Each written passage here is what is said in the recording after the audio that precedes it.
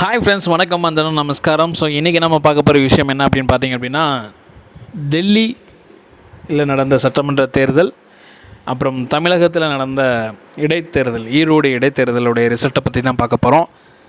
So ரெண்டுமே பார்த்திங்க அப்படின்னா பயங்கரமான ஒரு ஒரு பெரிய வித்தியாசத்தில் ஜெயிச்சிருக்காங்க அப்படிங்கிறது தான் சொல்ல முடியும். குறிப்பாக சொல்லணும்னா, டெல்லி சட்டமன்ற தேர்தல் வந்து பார்த்திங்க அப்படின்னா பிஜேபியோட வெற்றி வந்து பயங்கரமான வெற்றி. பார்ப்போம், இதை தான் இன்றைக்கி இந்த வீடியோவில் நம்ம பேச போகிறோம். ஸோ என்னுடைய சேனல் நீங்கள் சப்ஸ்கிரைப் பண்ணாமல் என்ன சப்ஸ்கிரைப் பண்ணுங்க. வாங்க வீடியோக்குள்ளே போகலாம்.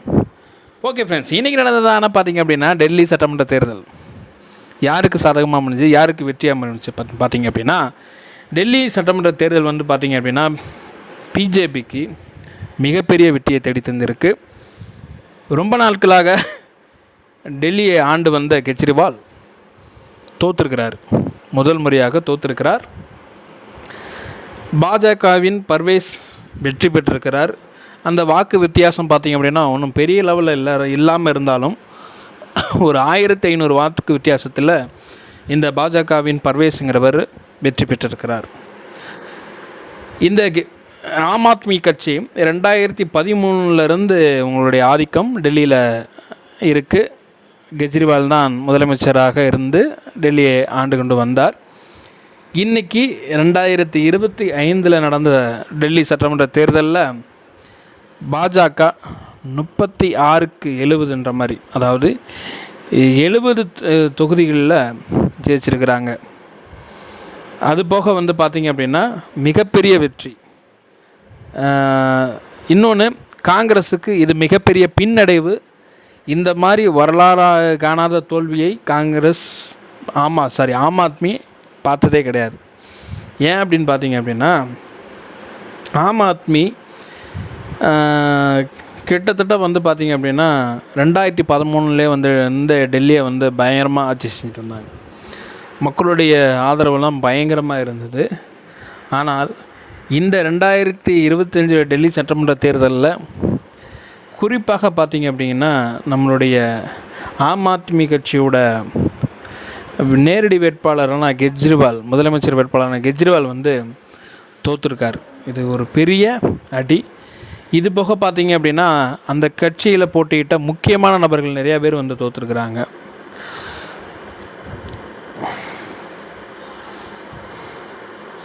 கெஜ்ரிவால் வந்து என்ன சொல்லியிருக்காரு அப்படின்னா, மக்கள் தீர்ப்பை வந்து நான் தலைவணங்கி ஏற்றுக்கிறேன். வெற்றி பெற்ற பாஜகவுக்கு வாழ்த்துக்கள். பாஜக வாக்குறுதிகளை நிறைவேற்றும்னு நம்புகிறேன். ஆம் ஆத்மி மக்கள் பணியை தொடரும். ஸோ ஏன்னா இன்றைக்கி ஆம் ஆத்மி சந்திச்சிருக்கிற இந்த தோல்வி வந்து பார்த்திங்கன்னா வரலாறு காணாத தோல்வி. இந்த தோல்வியிலிருந்து ஆம் ஆத்மி மீண்டு வருமா, மறுபடியும் இந்த கட்சி பழைய மாதிரி செயல்படுமா அப்படின்ற கேள்விகள் பலரால் எழுப்பப்பட்டிருந்துச்சு. அதற்கு பதில் சொல்லும் விதமாக ஆம் ஆத்மியோட கட்சி தலைவர் கெஜ்ரிவால் வந்து என்ன சொல்லியிருக்காருன்னா, மக்கள் தீர்ப்பை நான் தலைவணங்குகிறேன். வெற்றி பெற்ற பாஜகவுக்கு வாழ்த்துக்கள். பாஜக வாக்குறுதிகளை நிறைவேற்றணும்னு நம்புகிறேன். இன்னொரு விஷயம், ஆம் ஆத்மி மக்கள் பணியை தொடரும் அப்படின்ற மாதிரி சொல்லியிருக்கிறார். இதில் இன்னொரு முக்கியமான ஒரு ஆறுதலான விஷயம் என்ன அப்படின்னு பார்த்திங்கன்னா, ஆம் ஆத்மிக்கு கல்காஜியில் ஃபார்மர் சிஎம் அதிசி வந்து வெற்றி பெற்றிருக்கிறாங்க. பாஜகவின் ரமேஷ் அப்படிங்கிற ஒரு கேண்டிடேட்டை வீழ்த்தி கிட்டத்தட்ட 989 வாக்குகள் வித்தியாசத்தில் ஜெயிச்சிருக்கிறாங்க. இது வந்து ஆம் ஆத்மிக்கு ஒரு ஆறுதல் தரக்கூடிய ஒரு விஷயமாக இருக்கும். ஏன்னா இவங்க ஃபார்மர் சிஎம் கூட. மறுபுறம் பார்த்திங்க அப்படின்னா கெஜ்ரிவால் சிசிடியா ஷகூர் தோல்வி. கெஜ்ரிவால் சிசிடியா ஷகூர் இந்த முக்கியமான கேண்டிடேட்லாம் வந்து பார்த்திங்கன்னா வரலாறு காணாத தோல்வியை தழுவிருக்காங்கன்னு சொல்ல முடியும். குறிப்பாக பார்த்திங்க அப்படின்னா பிஜேபி ஒரு அமோக வெற்றியை பெற்றதுனால நம்முடைய பாரத பிரதமர் மோடி அவர்கள் இந்த வரலாற்று சிறப்புமிக்க இந்த வெற்றியை வந்து இதை தந்த டெல்லி மக்களுக்கு நன்றி அப்படின்னும், டெல்லியின் எல்லா துறையும் இனிமேல் வந்து வளர்ச்சியடையும். அதற்கு பாரதிய ஜனதா வந்து பார்த்திங்கன்னா முக்கிய பங்காற்றும் அப்படின்ற மாதிரி பேசியிருக்கிறாங்க. அதுபோக பார்த்திங்க அப்படின்னா டெல்லியில் கிட்டத்தட்ட 27 வருஷத்துக்கு அப்புறம் பாஜகவோட ஆட்சி நடக்க போகுது. 1998 2013 வந்து காங்கிரஸ் கோட்டையாக டெல்லி இருந்தது. 2015 மற்றும் 2027 பெரும் சரிவை சந்திச்சு. இம்முறை வந்து பார்த்திங்கன்னா காங்கிரஸோட அந்த இது வந்துன்னா அதால பாதாளமாக போயிடுச்சு. ஏன்னா காங்கிரஸ் வந்து பார்த்திங்க அப்படின்னா ஆங்காங்கே ஒரு சில மாநிலங்களுடைய சட்டமன்ற தேர்தலில் ஒரு கணிசமான வெற்றியை பெற்றுட்ருக்கிறப்ப எல்லாருடைய பார்வையும் பார்த்திங்க அப்படின்னா இந்த இந்தியா கூட்டணி பக்கமாக திரும்பிச்சு. மறுபடியும் மீண்டு வருகிறதா காங்கிரஸ் கூட்டணிகள் அப்படின்ற மாதிரி நிறையா பேர் பேசினாங்க. ஆனால் இந்த டெல்லி சட்டமன்ற இந்த தேர்தல் முடிவுகள் வந்து பார்த்திங்க அப்படின்னா காங்கிரஸை அதால பாதாளத்துக்கு தள்ளிச்சு தான் சொல்ல முடியும். ஏன் அப்படின்னு பார்த்திங்க அப்படின்னா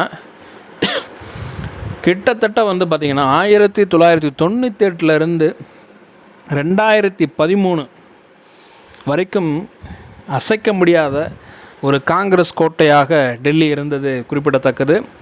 அது போக பார்த்திங்க அப்படின்னா 2015 2007 தேர்தலில் வந்து கொஞ்சம் பெரும் சரிவை சந்திச்சது. ஆனால் இம்முறை வந்து பார்த்திங்க அப்படின்னா ரொம்ப மோசம், அதால பாதாளத்துக்கு போயிடுச்சு காங்கிரஸ். ஸோ இது வந்து பார்த்திங்கன்னா காங்கிரஸுக்கு ஒரு பெரிய பின்னடைவு தான் அது. ஓகே, இன்னொரு பக்கம் பார்த்திங்கன்னா பிஜேபியோட டெல்லி லீடர் நிதேஷ் வந்து பார்த்திங்க அப்படின்னா அவருக்கு அளவு கடங்காத ஒரு சந்தோஷம். டெல்லியில் முதல் முறையாக கிட்டத்தட்ட 27 ஆண்டுகளுக்கு பிறகு பாஜகவோட ஆட்சி அப்படிங்கிறப்ப அந்த அவருடைய பிஜேபி லீடர் வந்து பார்த்திங்க அப்படின்னா பாரத பிரதமர் மோடியோட அவருடைய புகைப்படத்திற்கு இனிப்பு வழங்கி சந்தோஷம் பண்ணி செலிப்ரேஷன் பண்ணுறாங்க. இன்னொரு பக்கம் பார்த்திங்க அப்படின்னா பயங்கரமான வெடிச்சட்டம் டெல்லி பிஜேபி அலுவலகமாக இருக்கட்டும், ஆதரவாளர்களுடைய எல்லா ஏரியாலும் பார்த்திங்கன்னா பயங்கரமாக வந்து வெடிச்சத்தம் முழங்கிட்டு தான் இருக்குது. சரி, ஓகே. இன்னொரு முக்கியமான விஷயம் என்னன்னு பார்த்திங்க அப்படின்னா இந்த பிஜேபி கூட்டணி இந்த கட்சியில் யார் டெல்லியோட முதல்வர் வேட்பாளருங்கிற கேள்வி எல்லாருக்குமே உண்டாயிருக்கும். இன்றைக்கி பிஜேபியோட முதல்வர் வேட்பாளராக ஒரு 5 பேர்கள் இருக்கலாம் என்று 5 இல்லை 6 பேர் இருக்கலாம் என்று நியூஸ் கிடச்சிருக்கு. அதில் குறிப்பாக பார்த்தீங்க அப்படின்னா கெஜ்ரிவால் தொகுதியில் நின்று கெஜ்ரிவாலை தோற்கடித்தார்ல பர்வேஸ் சாஹிப் சிங் வர்மா, இவர் முதலமைச்சர் ஆவதற்கு டெல்லியோட முதலமைச்சர் ஆவதற்கு பாஜக சார்பில் டெல்லியோட முதலமைச்சர் ஆவதற்கு நிறைய வாய்ப்புகள் இருக்குது அப்படின்னு சொல்லிட்டு நியூஸ் கிடச்சிருக்கு. இவர் பார்த்திங்க அப்படின்னா இவருடைய தந்தை வந்து முன்னாள் சிஎம். அதுக்கப்புறம் பார்த்திங்க அப்படின்னா விஜேந்தர் குப்தா. இந்த விஜேந்தர் குப்தா பார்த்திங்க அப்படின்னா மிகவும் ஒரு கட்சியோட முன்னோடி, பல நாட்களாக கட்சிக்கு விசுவாசமாக இருக்கக்கூடிய ஒருத்தர். இவருடைய பேரும் இதில் அடிபடுது. பெரும்பாலும் பேசப்படுகிற பர்வேஷ்க்கு அப்புறம் அதிகமாக ஆதரவுகளை பெற்றிருக்கிற ஒருத்தர் வந்து மஜீந்தர் சிங் சிர்சா. இவரும் நிறைய வாய்ப்பு இருக்குது அப்படின்ற மாதிரி தகவல்கள் கிடைக்கிது. அப்புறம் பார்த்திங்க அப்படின்னா துஷ்யந்த் கௌதம் 4வதாக ஒருத்தவங்க. அப்புறம் ஹரிஷ் குரானா அப்படிங்கிற அவருடைய பேரும் அடிபடுகிறது. இதற்கிடையில் பார்த்திங்க அப்படின்னா ஸ்மிருதி இரானி அவங்களுடைய பேரும் அடிபடுது.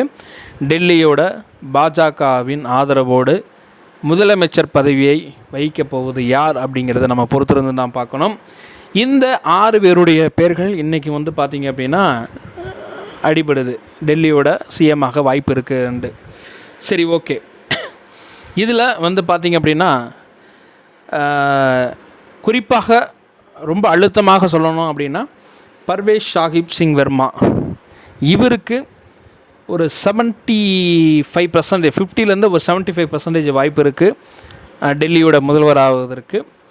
மஜிந்தர் சிங் சிர்சா, இவருக்கும் பார்த்திங்க அப்படின்னா ஒரு 45% வாய்ப்புகள் இருக்குது அப்படின்ற மாதிரி தகவல்கள் வெளியாகிட்டுருக்கு.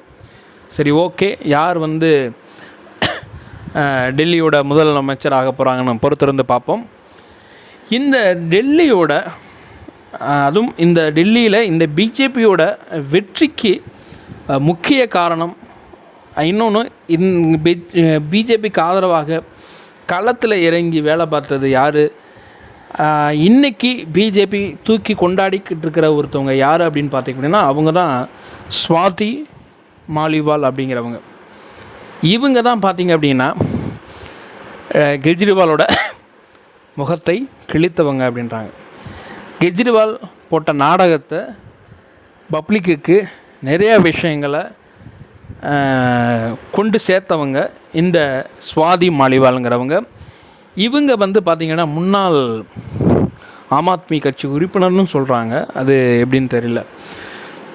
இன்னொரு முக்கியமான ஒரு விஷயம் பார்த்திங்க அப்படின்னா இந்த தோல்வி வந்து கெஜ்ரிவாலுக்கு தேவைதான்னு சொல்லிட்டு ஆம் ஆத்மியின் முன்னோடி, அதை உருவாக்கிய அண்ணா ஹசாரே என்பவர் மக்களுக்காக உண்மையான போராட்டங்களை ஏறெடுத்த ஒரு மாமனிதர்.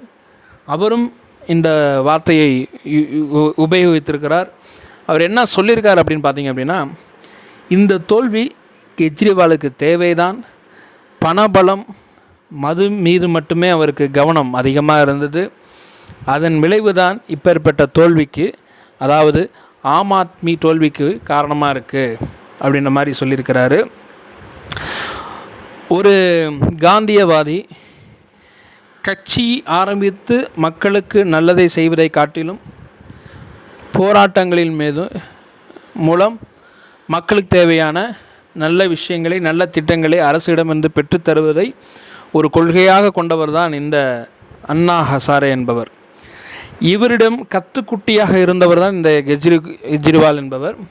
பின்பு இவர் கட்சியை ஆரம்பித்து, ஆம் ஆத்மிங்கிற ஒரு கட்சியை ஆரம்பித்து பயங்கர வரவேற்பு பெற்றதுக்கு ஒரு அடித்தளமிட்டவர் அண்ணா ஹசாரே. அவரே வந்து இன்றைக்கி என்ன சொல்லியிருக்காருன்னா, ஆம் ஆத்மியுடைய தோல்வி கண்டிப்பாக கெஜ்ரிவாலுக்கு தேவைதான். அவர் முழுவதும் பார்த்திங்கன்னா பணத்திலையும் மது அந்த விற்பனையிலும் தான் அவர் என்ன பண்ணிட்டார், கவனம் செலுத்தினாரே தவிர அந்த டெல்லியோட வளர்ச்சிக்கோ மக்களுடைய வளர்ச்சிக்கோ பொருளாதார வளர்ச்சி எதுவும் பண்ணலை அப்படின்ற மாதிரி மறைமுகமாக குற்றம் சாட்டியிருக்கிறார். ஓகே. அதே போக வந்து பார்த்திங்க அப்படின்னா சண்முகம், மாநில பொதுச் செயலாளர், மார்க்சிஸ்ட் கம்யூனிஸ்ட், அவர் என்ன சொல்லியிருக்காரு அப்படின்னு பார்த்திங்கன்னா, டெல்லியோட இந்த ரிசல்ட் வந்து ரொம்ப வருத்தம் அளிக்கக்கூடியதாக இருக்குது. தமிழ்நாட்டில் இந்திய கூட்டணி கட்சிகள் ஒற்றுமையாக இருக்கிறது, ஆனால் இதேபோல் பிற மாநிலங்களில் இல்லை, அதனால்தான் பாஜக வெற்றி பெற்றிருக்கு அப்படின்ற மாதிரி ஒரு விஷயத்தை சொல்லியிருக்கிறாரு. இது 100% உண்மை தான். ஏன்னா தமிழ்நாட்டில் இன்றைக்கி இருக்கிற ஆளுங்கட்சியான திமுகவாக இருக்கட்டும், அதனுடைய கூட்டணி கட்சிகளாக இருக்கட்டும், மிகவும் பலம் பொருந்தியதாக இருக்குது. எவ்வளவு குடைச்சல்கள் கொடுத்தாலும் வந்து பார்த்திங்க அப்படின்னா எதிர்த்து நிற்கக்கூடிய ஒரு பலம் வாய்ந்த கட்சியாக இன்றைக்கி தமிழக கூட்டணி கட்சிகள் இருக்குது. ஆனால் அவர் என்ன சொல்கிறாருன்னா, இதே மாதிரி பிற மாநிலங்களில் அப்படி இல்லை அப்படின்ற மாதிரி அவர் சுட்டி காட்டியிருக்கிறாரு. இன்னொரு பக்கம் பார்த்திங்க அப்படின்னா நத்தம் விஸ்வநாதன், இவர் என்ன சொல்லியிருக்காருன்னு பார்த்திங்கன்னா, அதிமுகவோட முன்னாள் அமைச்சர்,